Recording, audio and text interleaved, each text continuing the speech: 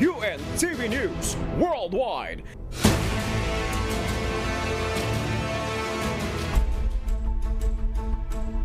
Good morning. It's a tremendous Tuesday. Time check po tayo. It's 4:31 a.m. Magandang umaga mga kababayan sa Pilipinas at syempre magandang hapon naman dito sa Western Hemisphere. Ngayon ay araw ng Martes, August 29, 2023. Mula sa San Diego, California, USA, ako si Beverly Saison. Maghahatid sa inyo ng umaatikabong balita mula sa iba't ibang panig ng mundo, UNTV News Worldwide. Sa ating global headlines. Southern California nakararanas ng higit sa karaniwang taas ng temperatura. 2 taong nasawi, 57 sugatan sa gas station explosion sa Romania. 8 US Marines na nanatili sa ospital kasunod ng military aircraft crash sa Australia. Pinakamalaking shipment ng crystal meth sa Hong Kong na kumpiska. Mga residente sa Hallstatt, Austria nagprotesta laban sa mass tourism. Nasa 900,000 international students inaasahang darating sa Canada ngayong 2023.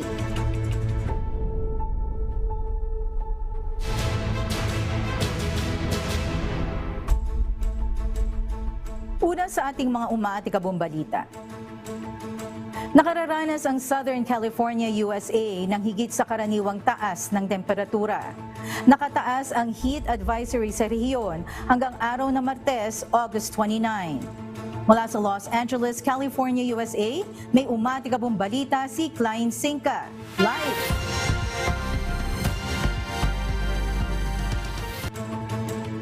Magandang araw, Klein. Gaano ba katindi ang init dito, ang nararanasan natin dito ngayon sa Southern California?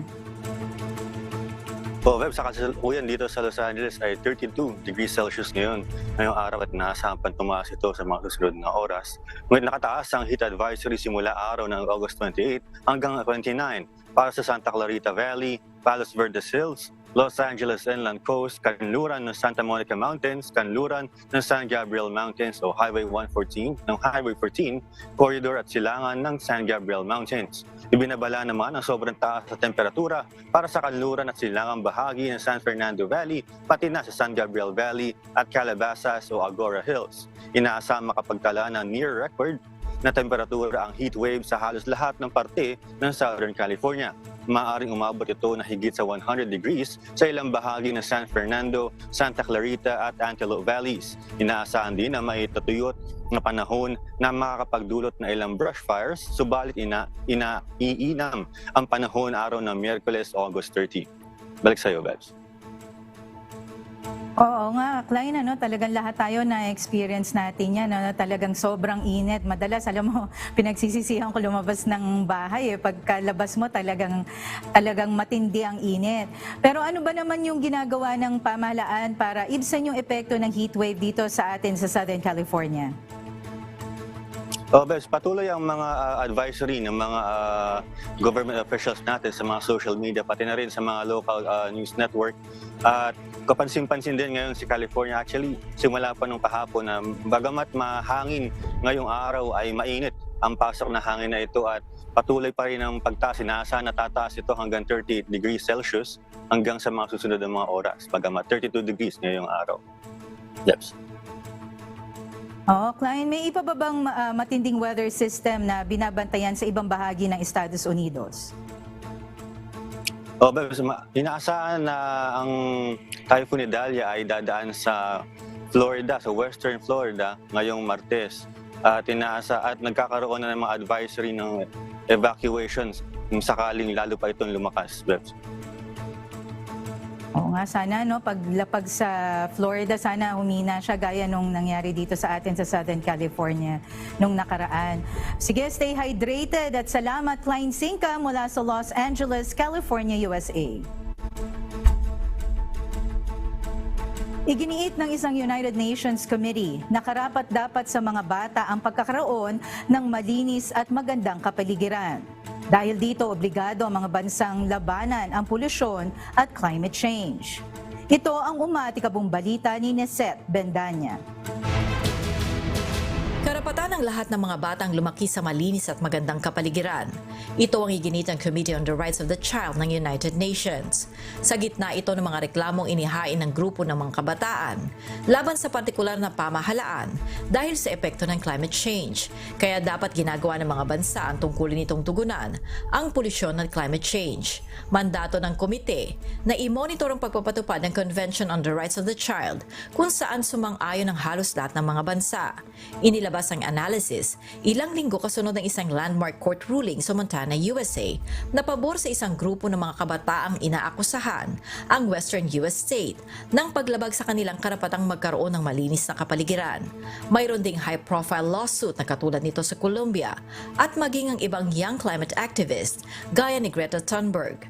Samantala, mahigit sa 16,000 mga bata naman sa 121 bansa ang nagbigay ng kanilang komento hinggil sa negatibong epekto ng pagkasira ng kapaligiran at climate change sa kanilang mga buhay at komunidad. Neset Bendanya, UNTV News and Rescue. Diyos ang aming sandigan, serbisyo publiko ang aming pinahahalagahan. Ipinatawag ng Japan ang Chinese ambassador sa Tokyo kaugnay ng harassing phone calls at mga insidente ng pambabato sa mga Japanese school at embassy nito sa Beijing.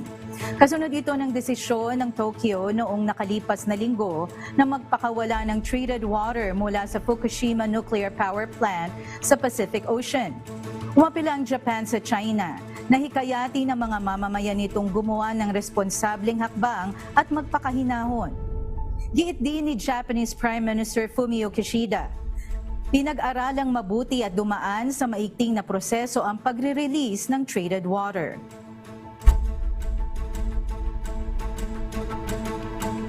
Layo ng isang global non-profit na palakasin ang green economy ng Singapore. Nais rin ng organisasyon na makapagbukas pa ng maraming proyekto sa Southeast Asian countries. Ito ang umatikabong balita ni Ara Dagdag. Nagtayo ng base ang The Nature Conservancy o TNC, isang global environment non-profit sa Singapore upang mapalakas ang ambisyon ng bansa na maging isang green finance hub. Layo ng TNC na itaas ang supply ng mga dekalidad na carbon credit sa Timog Silangang Asya at magbukas higit pang mga proyekto sa konserbasyon sa rehiyon. Ang carbon credit ang nagbibigay permiso sa mga bagay na dapat bilhin ng mga kumpanya o bansa na gagamitin pang kalikasan. Ayon sa direktor ng TNC sa Singapore na si Thomas Browodsky, maraming kumpanya at investor sa Singapore ang gusto magkaroon ng mga dekalidad na kredito. Ayon sa ulat ng Southeast Asia Green Economy 2023 na inilathala noong Hunyo, kailangang mamuhunan ng nasa $400 billion or 22.6 trillion pesos para sa kalikasan ang kinakailangan ng rehiyon upang maabot ang climate goals nitong sa taong 2030. Nagsagawa na ang TNC ng mga proyekto sa conservation sa mahigit na 70 bansa at teritoryo. Naprotektahan na rin nito ang nasa 50 million hectares ng lupain sa buong mundo. Suportado naman ng EDB o Economic Development Board ang pagpapalawak ng TNC sa Singapore. Kamakailan, nakipagsanib-puwersa ang TNC sa 7 iba pang organisasyong may kaugnayan sa conservation upang bumuo ng Southeast Asia Climate and Nature-Based Solutions Coalition o SEAN na naglalayong himukin ang mga investments at palakihin ang mga solusyong nakabatay sa kalikasan ng bansa. Ara Dagdag, UNTV News and Rescue. Diyos ang aming sandigan, serbisyo publiko ang aming pinahahalagahan. 2 taong nasawi habang 77 naman ang nasugatan sa pagsabog ng isang gas station sa Romania. Ayon naman sa mga otoridad, walang permiso ang gas station para mag-operate. Ito ang umatikabong balita ni Sheila Reyes. 2 ang nasawi at 57 ang nasugatan sa mga pagsabog sa isang gas station sa bayan ng Crevidia, 20 kilometro sa northeast ng Bucharest. Nagbebenta ang gas station na ito ng LPG para sa household appliances at gas para sa mga sasakyan. Ayon sa National Agency for Environmental Protection, nakansela ang environment permit ng LPG station noong Oktubre 2020 at hindi na dapat ito nag-ooperate. 2 explosions ang naganap sa istasyon kung saan ang una ay nagdulot ng malaking sunog, habang ang pangalawa naman ay nangyari habang ang mga rescue workers ay nakikipaglaban sa apoy. Karamihan sa mga nasugatan ay nagtamo ng severe burns. Kabilang sa mga ito ang 39 na firemen at 4 na pulis, ayon sa head ng Emergency Department ng Romania na si Rayed Arafat. Ayon kay Arafat, 7 pasyente ang inilipat sa ibang European Union countries upang gamutin. Isang military transport plane naman na may lula ng 2 pasyente ang lumapag sa Milan, Italy. Kinailangang i-evacuate ang higit sa 3,000 residente mula sa lugar, ngunit natupok naman ang sunog overnight.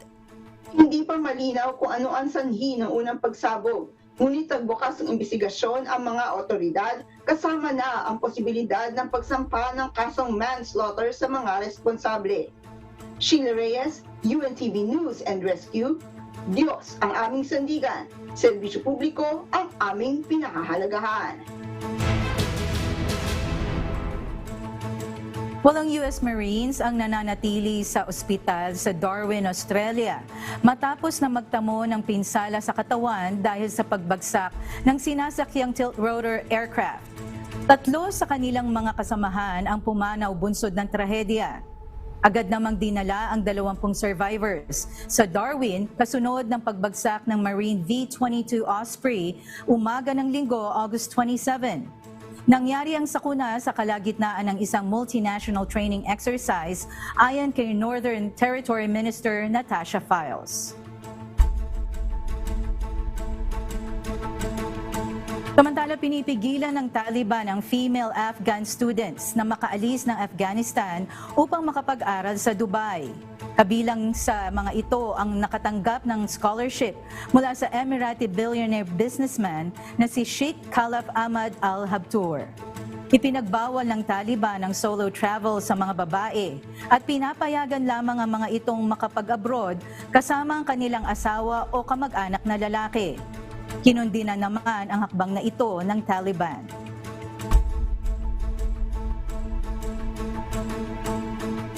Nasamsam ang malaking halaga ng hinihilalang crystal methamphetamine sa isang operasyon sa Hong Kong. Ito ay kabilang sa isinagawang joint operations ng puwersa ng Hong Kong Customs at ng iba pang law enforcement agencies mula sa ibang bansa. Ito ang umaatikabong balita ni Maya Barquez.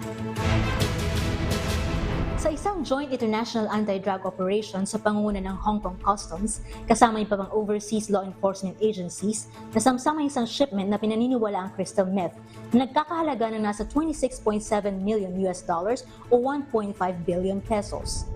Nagmula pa sa Mexico ang naturang shipment na dapat ay papunta na sana ng Australia. 4 na individual ang naaresto kabilang ang 3 Hong Kong locals at isa pang 28 taong gulang na lalaki na inaresto sa Sydney, Australia ng mga otoridad roon. Nagtala ang operasyong ito ng pinakamalaking halagang nasamsam ng droga ng Hong Kong Customs ngayong taon.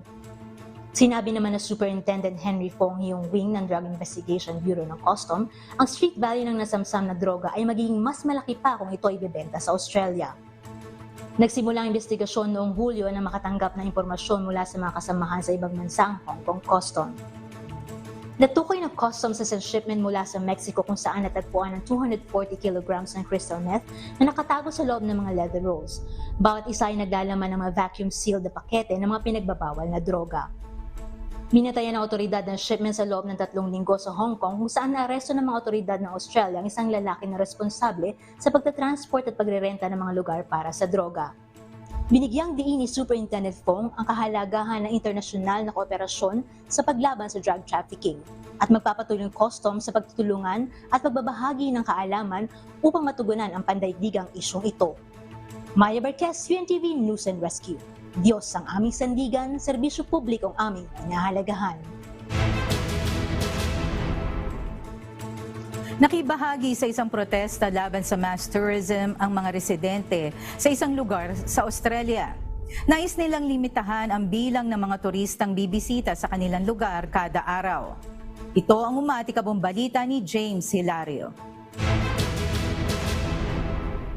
Nananawagan ang mga residente sa Hallstatt, Austria na mabawasan ang bilang ng mga turista sa kanilang lugar at pagbawalan ng tour bus na dadaan dito paglagpas ng alas 5 ng hapon.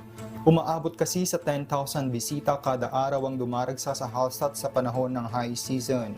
Bagaman naging mabuti ang turismo sa ekonomiya ng bayan, para sa mahigit 700 na residente nito, sobra na anila sa bilang ang mga dumarating na turista. Isang World Heritage ang Hallstatt, Austria kung saan makikita ang mga picturesque na lumang bahay sa dalampasigan ng Alpine Lake na pinaliligiran ng mga bundok. Noong Mayo nagtayo ang mga residente ng isang kahoy na pader sa pinakasikat na lugar upang kumuha ng mga litrato na hinaharang ang pagtingin sa Alps. Ito ay bilang protesta laban sa polusyon sa ingay at trapiko. Tinanggal din ito kinalaunan matapos ang isang backlash sa social media.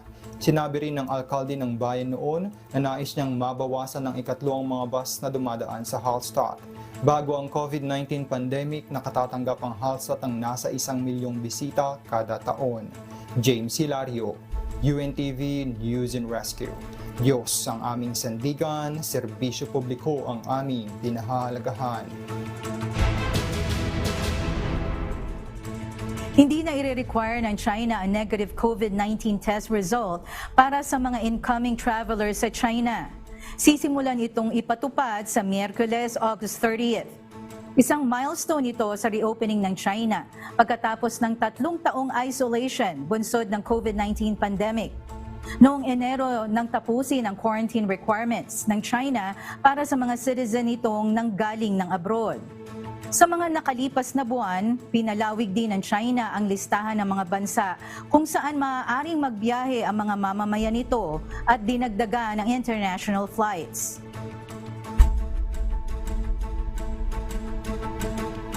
Inaasahan ang pagdating ng nasa 900,000 na international students sa Canada. Sa kabila ito na hinaharap na housing crisis ng bansa. Mula sa New Brunswick, Canada, may umatikabong balita si Charles Corpus. Live!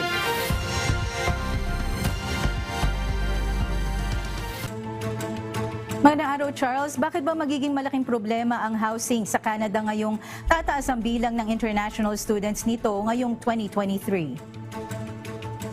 Yes, Beverly, patuloy ang paglobo ng mortgage at renta ng bahay ngayon sa Canada, kaya naman maaaring maging problema ang pagdami ng international students sa bansa. Ayon sa datos, naging triple ang bilang ng international students na mag-aaral sa Canada ngayong 2023. Kaya naman, inaalam na ng mga otoridad ang posibilidad ng paglalagay ng limit sa papayagang mag-aral sa bansa. Bukod pa dito, may pangamba din ng fraud sa sistemang ito at ang iba naman ay ginagawang backdoor entry ang pagiging estudyante upang tuluyang makapanirahan sa Canada. Bagamat nakita naman ng public at private universities ang benepisyo ng pagtanggap ng international students kung saan kumikita ang mga ito ng nasa 20 to 30 billion Canadian dollars o 830 billion to 1.2 trillion pesos kada taon. Ayon naman kay Immigration Minister Mark Miller, hindi malaking concern ang mga public universities subalit nakitaan ng malaking paglobo ng mga international students sa private universities sa iba't ibang lugar sa Canada. Ayon pa kay Miller, ang paglalagay ng cap o limitasyon sa bilang ng mag-aaral ang magiging solusyon sa issue na to. Back to you, Beverly. Yes, Charles. Ano ba yung bilang ng international students last year? Yes, Beverly, ayon sa Immigration, Refugees and Citizenship Canada o IRCC, nasa 551,405 international students mula sa 184 countries ang tinanggap ng Canada noong 2022.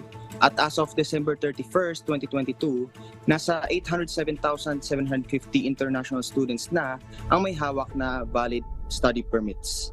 Back to you, Beverly.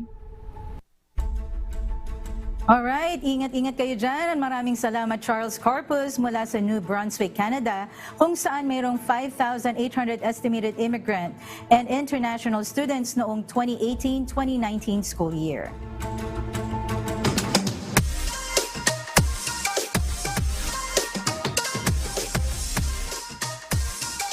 pampagood vibes naman tayo. Ito na, ang di natin makalilimutan, ang pinakaaabangan nating lahat, ang pwede bang bumati.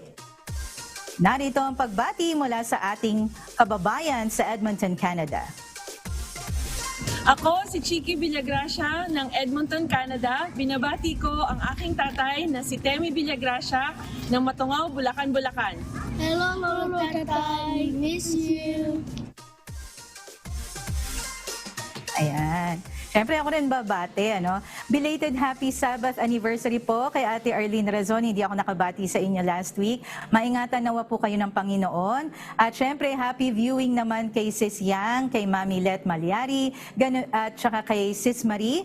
Ganon din kay Arnel and Charlotte Ramos, mga taga-Caligua po ng San Diego Local. At happy 30th anniversary sa 14 Gals ng Marikina City. Ayan.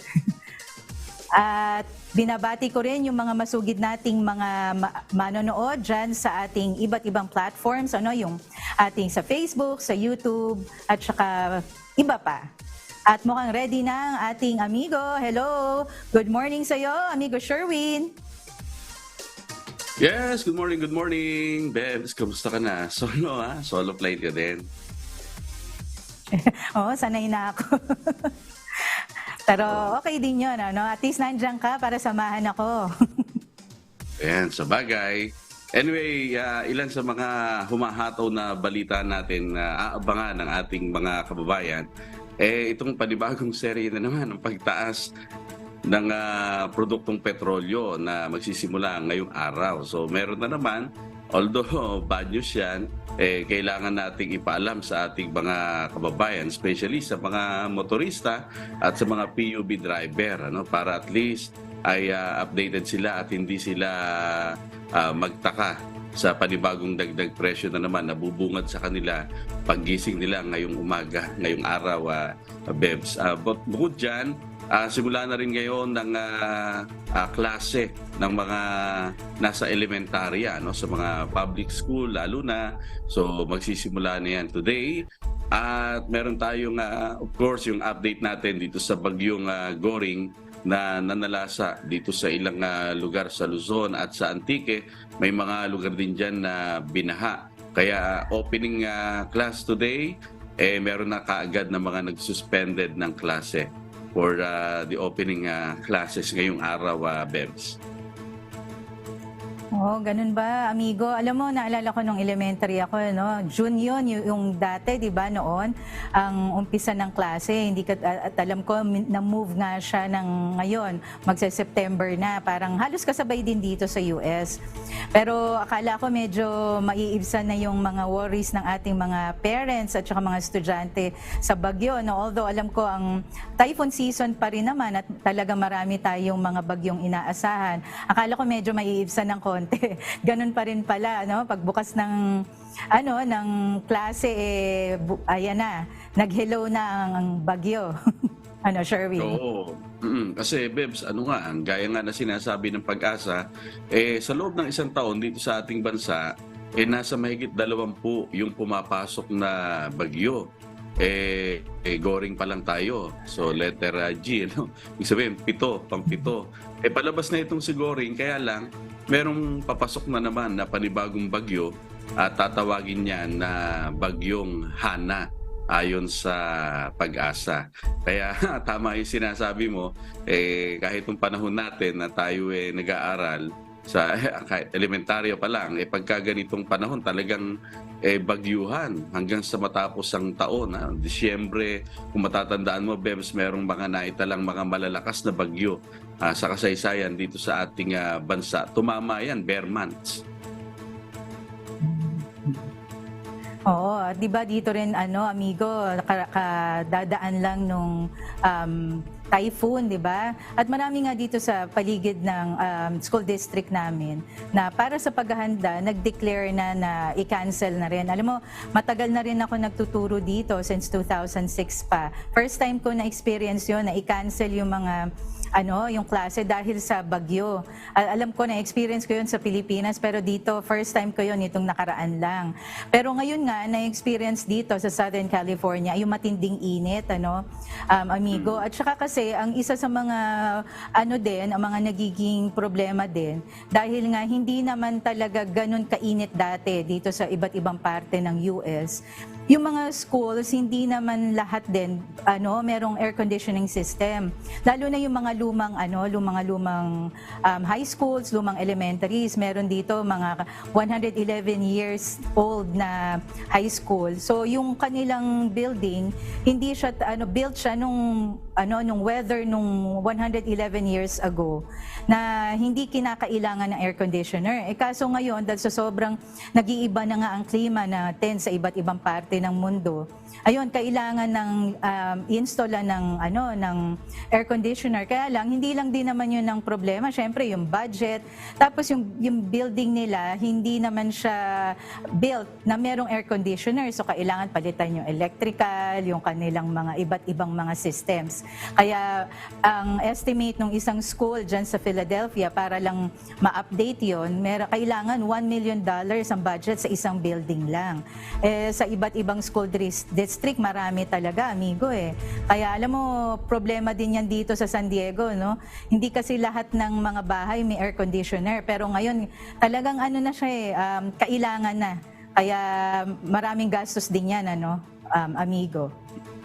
Oo, bukod sa mga paaralan, kasi lalo na sa mga elementary school, sinasabi naman ng DepEd yan, kasi nga marami tayong mga estudyante na maraming pumapasok sa mga public school, at pagkatag-araw, yan ang isa talaga sa mga problema, yung masyadong init sa loob ng mga classroom ng mga estudyante. Hindi sumasapat yung electric fan, kaya merong mga LGU naman na tumutulong din sa sa DepEd para maglagay ng air condition dun sa kanilang mga classroom at maging sa mga bahay, dahil nga sa sobrang init ng nararanasan, hindi mo na maituturing na yung dati kasi pag kami aircon ka, Bebs, dito sa atin, uy, mayaman, naka-aircon. Hindi na kasi talagang necessity na siya. Kailangan na siya na sa isang bahay, pagka panahon ng tag-init, Bebs. Oo, amigo, Tsaka dati, parang luho mo lang yun Parang gusto mo lang, ayaw mo lang mainitan. Pero ngayon, nakakamatay kasi, hindi biro, amigo, yung ma-dehydrate ka, tsaka yung mga, yung effects ng sobrang init. Kasi pati yung talagang nakakamatay siya. Meron dito mga ilang mga, na mga lugar na, lalo na yung mga matatanda na walang tumitingin, nag-iisa lang sa bahay. Madalas nakakalimutan na nilang mag-hydrate o kaya wala naman silang magawa dahil nag-iisa lang sila sa bahay. So yun, minsan makikita na lang, wala nang buhay dahil nga sa sobrang init. At saka marami din nauospital dahil dyan, talagang hindi siya biro, amigo, Kaya talagang, minsan hindi enough na uminom ka lang ng tubig, kailangan talagang mag-hydrate ka at meron kang mga ibang mga energy drinks din, na makakatulong sa'yo para mag-hydrate din, o yung mga electrolytes. Oo, tama ka dyan. Talagang kailangan uminom ng tubig, lalo na pagka nauuhaw. Minsan, hindi na yata sumasapat yung 8 baso ng tubig sa isang araw. Kailangan mo yatang higitan pagka panahon ng tag-init. Kasi ang ina-advise ka ng Department of Health, Bebs, mas maganda pa rin yung kung tubig lang yung ating iinumin. Ayan, pagka tayo nauuhaw. Ayan. Ayan. Salamat, Sherwin, sa ating kwentuhan ngayon. Ingat-ingat ka dyan. Stay hydrated, At ako rin naman dito. Sige, maraming salamat, Sherwin, at sa ating mga correspondents mula sa iba't ibang panig ng mundo. Mga kasambahay, kung meron kayong hindi napanood na balita o nais nyo muling tunghayan ang UNTV News Worldwide, maaari nyo po itong balikan sa aming mga official social media account. I-like at i-follow lamang ang UNTV News and Rescue Facebook account at i-click ang subscribe button sa UNTV News and Rescue YouTube channel. Mapapanood nyo rin po rito ang iba pang news programs ng UNTV, pati na ang iba pang video na nag-iisang public service channel. Kaya let's go, subscribe, like, and share. At narito ang mga salita ng Diyos na maaari nating baunin sa pagpapatuloy ng araw na ito. Nasusulat sa Book of Proverbs, chapter 6, verse 12 to 14. A naughty person, a wicked man, walketh with a froward mouth. He winketh with his eyes, he speaketh with his feet, he teacheth with his fingers. Frowardness is in his heart, he deviseth mischief continually. He soweth discord.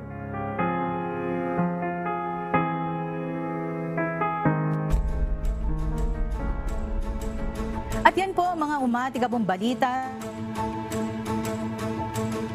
sa ibang panig ng mundo ngayong umaga ng Martes, August 29, 2023. Susunod na ang programang Hataw Balita Pilipinas sa UNTV at sa UNTV Radio La Verdad 1350. Sa ngalan ng lahat ng bumubuo ng UNTV News and Rescue at ng UNTV Radio La Verdad 1350, mula rito sa San Diego, California, USA, kung saan makikita ang world-famous USS Midway, ako si Beverly Saison. Dito sa UNTV at sa UNTV Radio La Verdad 1350, Diyos ang aming sandigan, serbisyo publiko ang aming pinahahalagahan. Milyong salamat po sa Diyos.